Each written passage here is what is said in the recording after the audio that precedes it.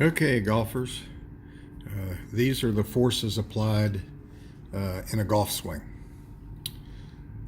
The first one at the top of the backswing, when you start the downswing and you hold your 90-degree angle in your right arm with a constant or accelerating movement of your arms, the club head is going to stay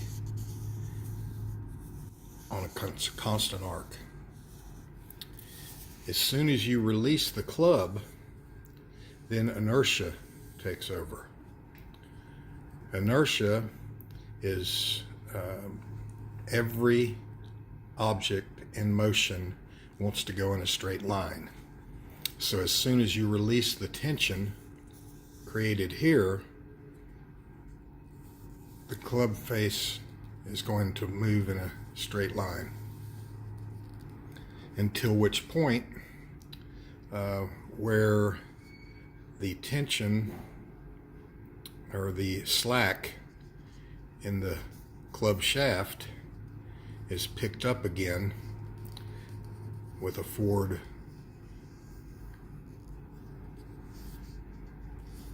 constantly rotating force, and then centripetal force takes over again. This area here is what we all want.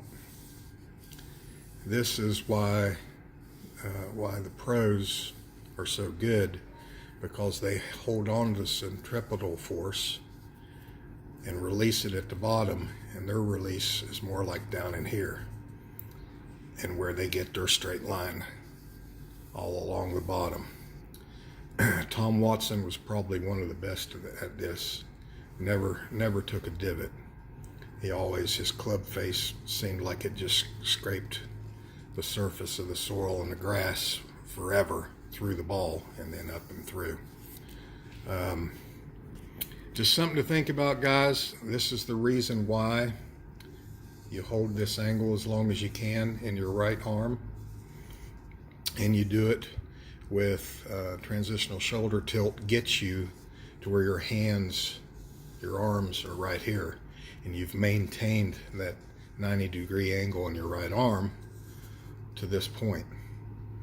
If we can get it a little further down here before we release, and that's why you want to release after your right hand passes your right thigh for right-handed golfers, is we want this straight line to happen closer and past the ball. Most of us amateurs are up here, and we got that divot down here, and our club face only touches the soil for 2, 3, 4 inches.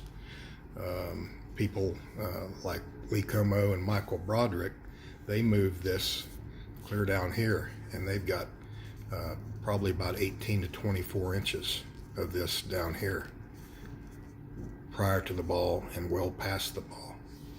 That's what we're striving for as golfers, and it'll make us more consistent in our strikes.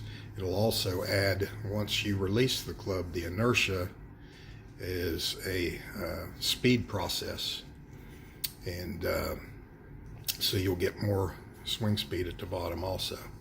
So it's by doing this, there's 2 pluses to your swing. One is your bottom out is constant on a straight line, so it's easier to be more consistent with your club face to ball contact. And secondly, the massive swing increase from inertia that's provided.